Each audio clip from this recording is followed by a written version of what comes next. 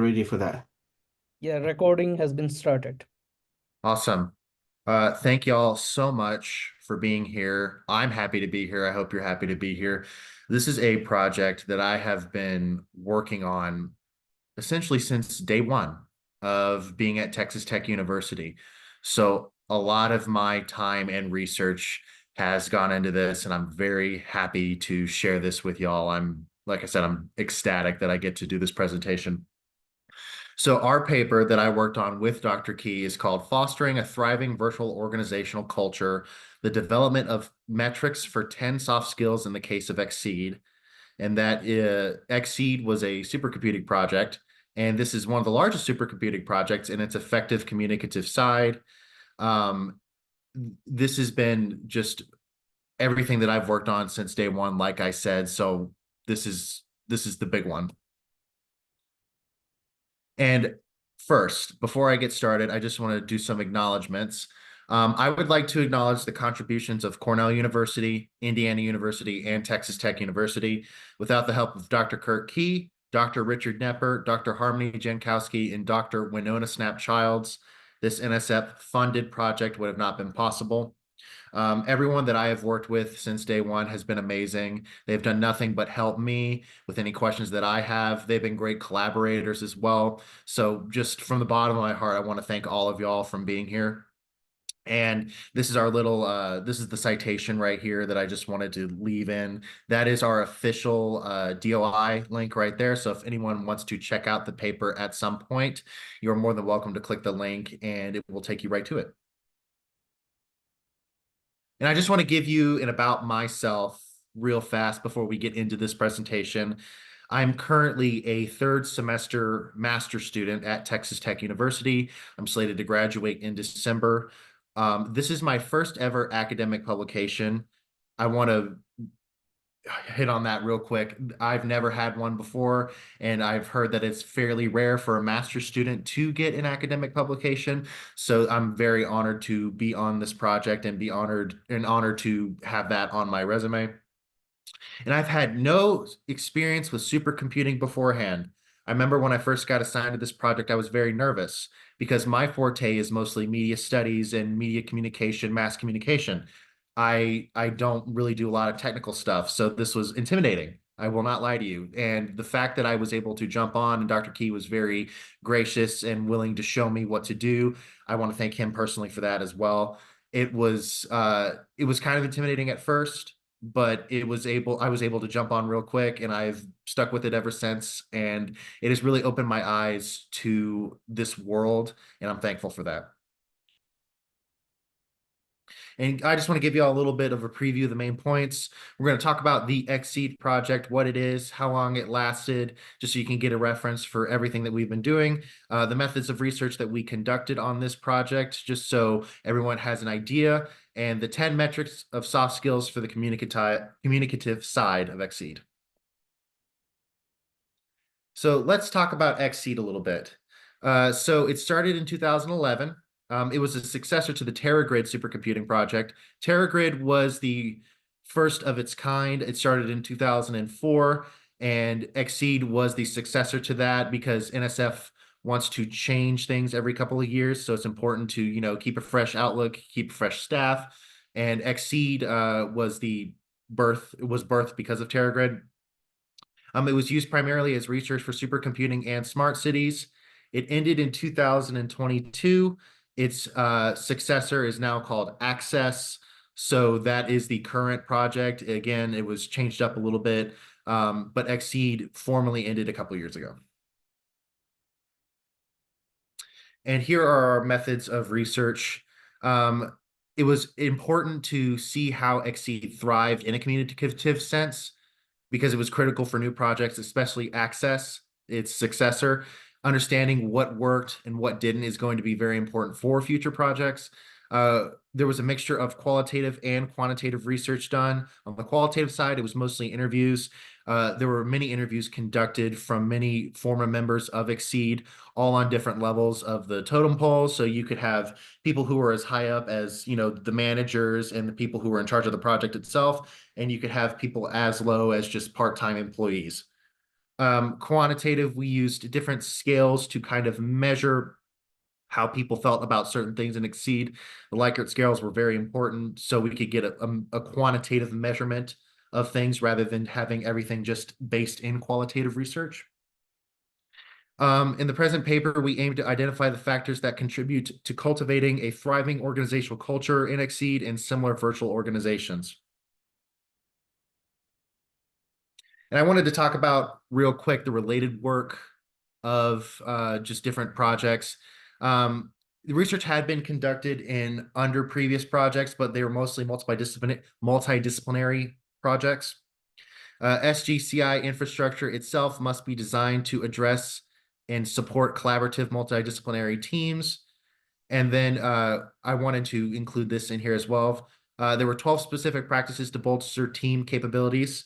So that includes multidisciplinary expertise, setting shared goals, using common language, having bridge liaisons, establishing productive routines, conducting face-to-face meetings, demonstrating altruistic leadership, defining clear goals, incorporating user feedback, securing sustainable funding, building organizational capacity, and ensuring personnel continuity.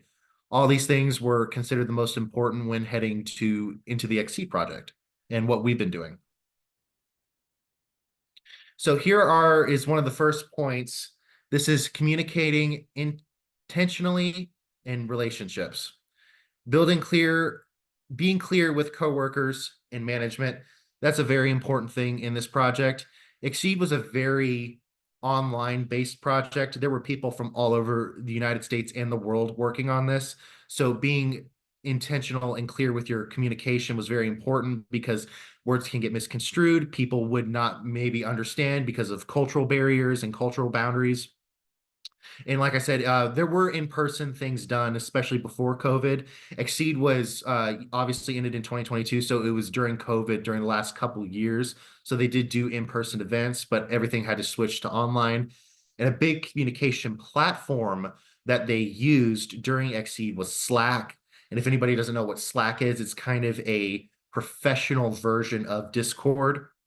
So a lot of people communicated through there, and you wanted to make sure that everyone understood each other very clearly and intentionally. And building relationships was a very big thing too, because you're working with these people for a very long time. You never know what kind of connections you can make or kind of connections you can sever. So making sure that you can build good relationships with your coworkers was very important. And I wanted to add these in here because we have had so many quotes pertaining from the interviews. I will not read these quotes verbatim because some of them are very long. These were all done, qualitative research with interviews. So a lot of these quotes were, paragraphs and paragraphs, but I wanted to shorten them as much as I could and have examples.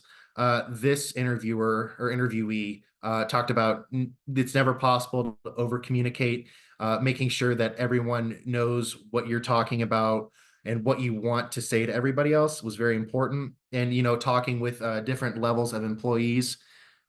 So there you go. Then we have helping colleagues and users. Many people going back and forth on the project. There were many different types of employees, as I stated earlier. So you never really knew how long someone was going to be there, how long someone wasn't going to be there. This could be a semester by semester basis. This could be, you could have been there from day one to the last day. It was really important to make sure that everyone felt helped, no matter how little or how long they were on the project. There was different skill and knowledge sets.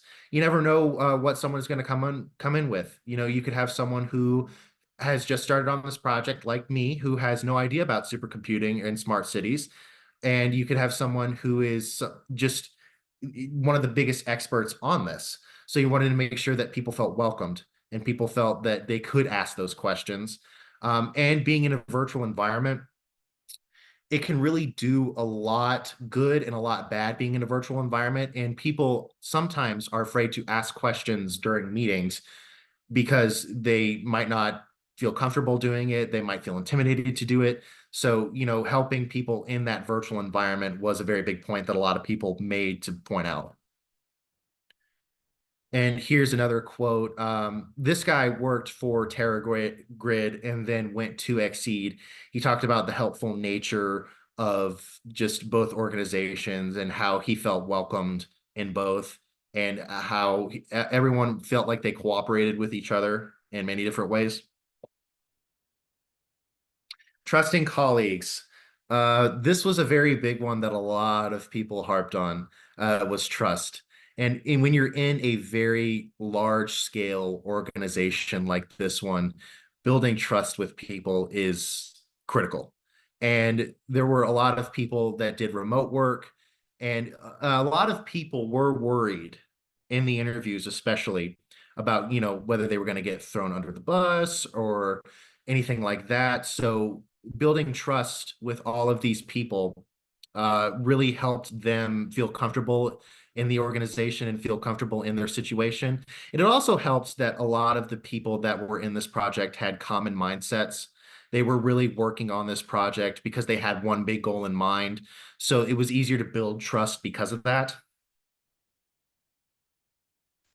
And then we can talk about this quote right here. This interviewee was very satisfied with the participation in Exceed and in Access, even though it's not flowing. He says that it's not flowing as freely in Access.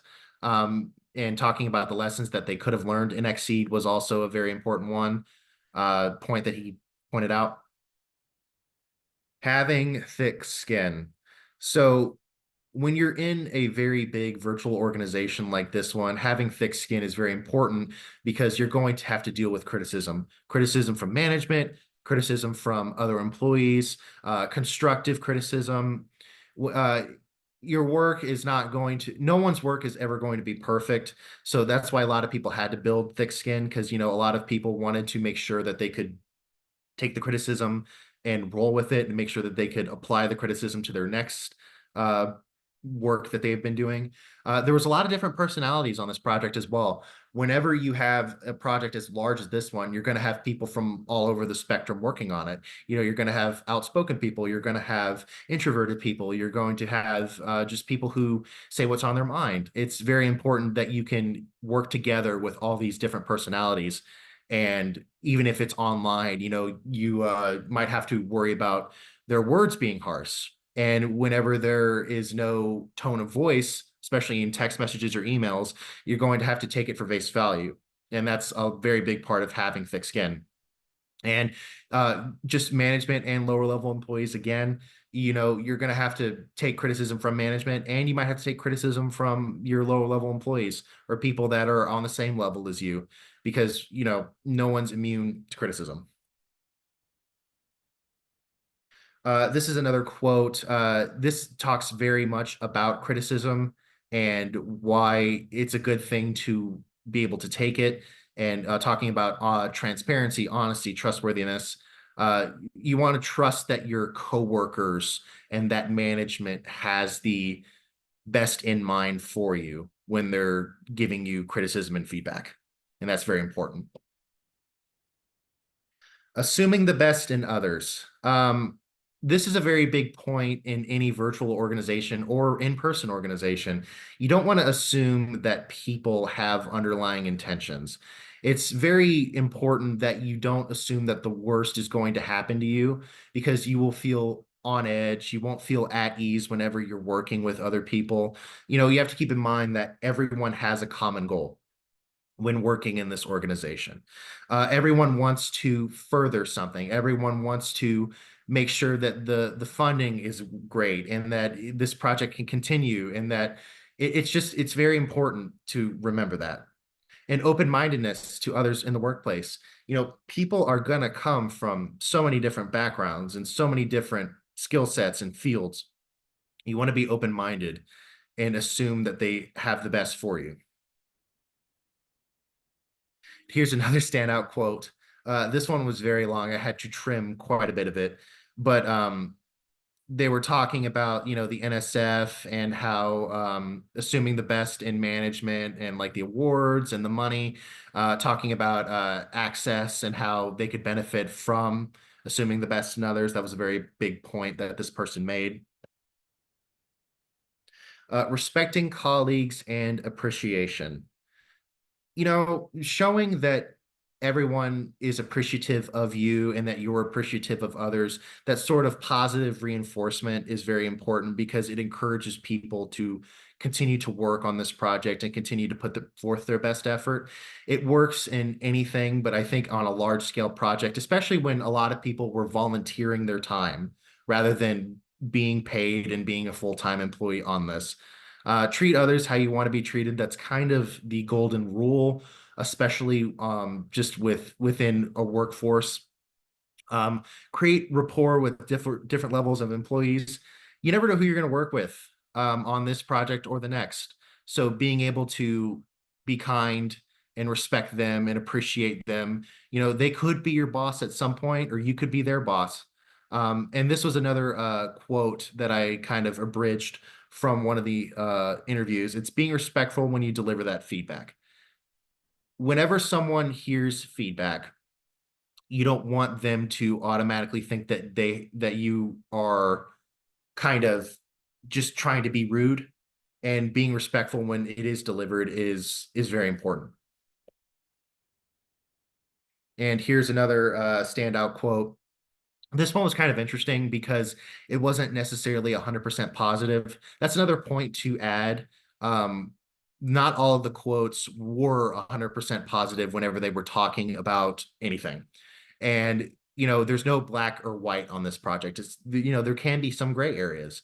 And that was another thing that I wanted to point out, because no project like this, especially one as big and as well known in this community as Exceed was, it's very important just to point out the bad or the not so good and just make sure that it is documented. And these were some of the thematic keywords that I took note of throughout my findings whenever I was going through all the interviews, transcribing them. I'll just read them out to y'all now. Um, Win-win mutual satisfactions, a common vision, face-to-face meetings, avoid overload and burnout, soft skills, management, change, respect, in-person interaction, recognition, equality, work culture, open-mindedness, and internal communication / cultural awareness. I kind of talked about most of these in the previous couple slides, but I just wanted to kind of say them again because they were the most important keywords that I found throughout all the quotes. And there were hours and hours and hours upon quotes. So these are the ones that really stood out to me. And I just want to go over the review of the main points. We talked about the origins and ideas of the Exceed project. This project, like I said, y'all, it was huge. It was one of the biggest projects of its kind. And just talking about where it came from and how it ended and the main ideas, just so y'all have a reference point, was important. We talked about the methods of research conducted, many different, it was qualitative and quantitative. Dr. Key always says that mixed methods are the best. So we managed to hit both of them. And we also talked about the 10 metrics of soft skills for the communicative side of Exceed. So many different soft skills were talked about here. And the fact that we were able to find so many within all these interviews, I think, is amazing. And I genuinely am glad that we were able to find so many. Conclusion, this Exceed was an overall success on the communicative side. Like I said earlier, not everything is black and white. There are gray areas, but overall, everyone seemed to have a good time working on this project, and people seem to think it was a success. And based on that, I would say it was also a success on the communicative side. A combination of dedicated people and well-structured organization helped create a successful communication system.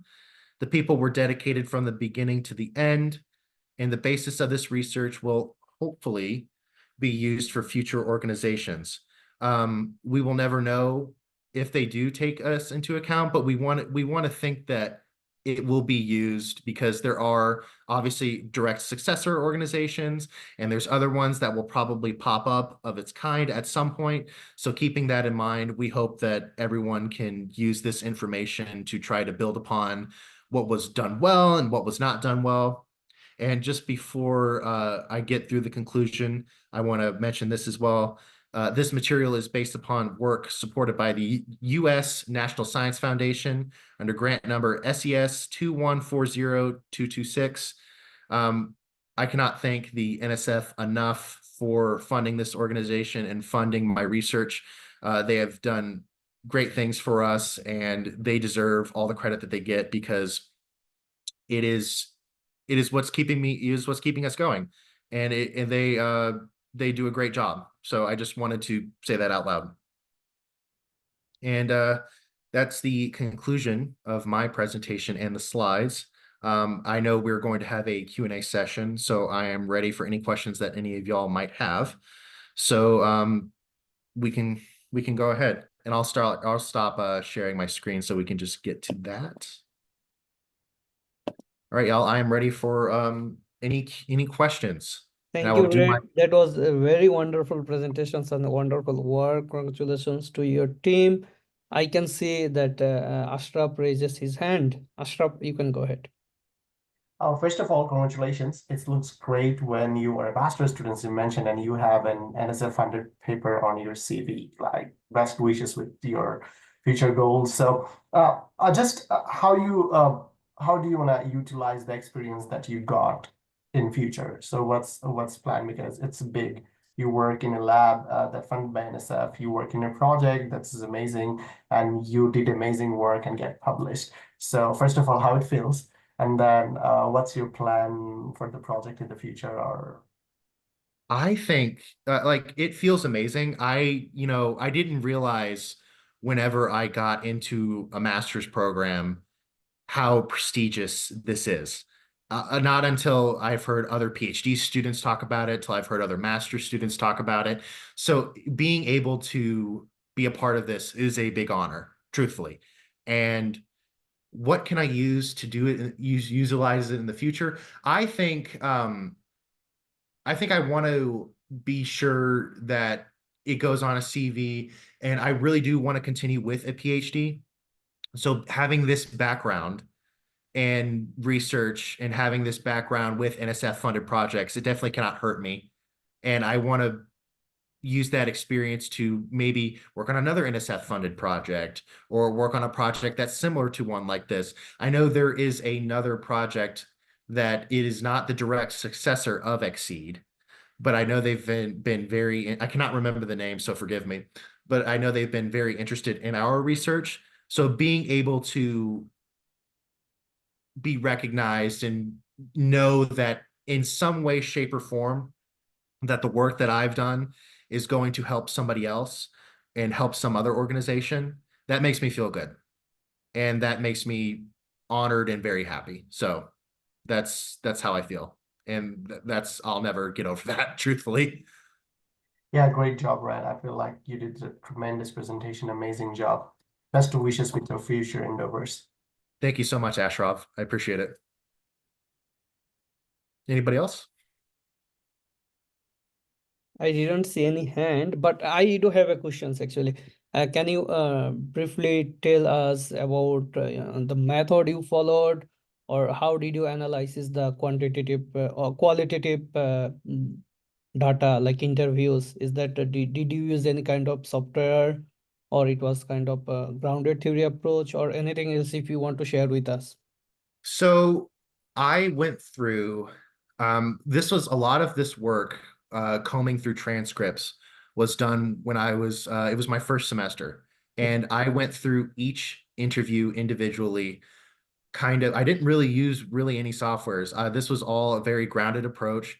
I went through quotes that I thought were interesting, kind of cherry picked them out, created main themes for it.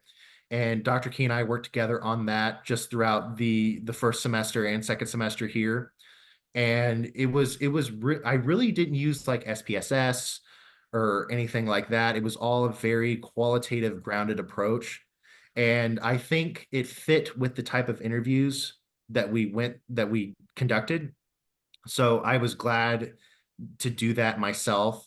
And I'm very proud of the work because it took a long time. Obviously, with assistance, I will say, with transcription assistance from Otter AI, I did not go in and transcribe all these interviews myself. I did do corrections, of course, but Otter AI was really the software I think that I would attribute the most to this research, because it really just, it created, or it helped with a lot of the busy work that it would have had to have done if I had to transcribe all the interviews myself. But other than that, it was really just combing through, doing everything one by one, and making sure that we could find what was interesting and we could find what would be beneficial. Okay, great. And how many interviews did you like conducted? So I don't remember off the top of my head, but I want to say around 40. Wow. And those interviews were generally between 30 minutes to an hour. Okay. It really depended on who the interviewer was and what kind of questions were being asked and how talkative the interviewee was. But generally, they were about 30 minutes to an hour. Especially the later interviews were more, some of them were over an hour. And, you have to listen to all of them very intently, make sure that everything is up to snuff when it comes to the transcripts, and trying to find, I would say the most difficult process was trying to find commonalities between the quotes. That's probably one of the biggest downfalls with qualitative research, is trying to find, you have to go through everything one by one. It can be very rewarding, but at the same time, it can be very long and arduous. And that was, I would say that was the biggest challenge, was trying to find common themes, but we managed to find quite a bit. And I can't thank everyone enough, especially the interviewees at Access, who provided very good and in-depth interviews. So that was it took a while, but it was very easy to find everything because of that. All right. Thank you. I don't have any other questions. If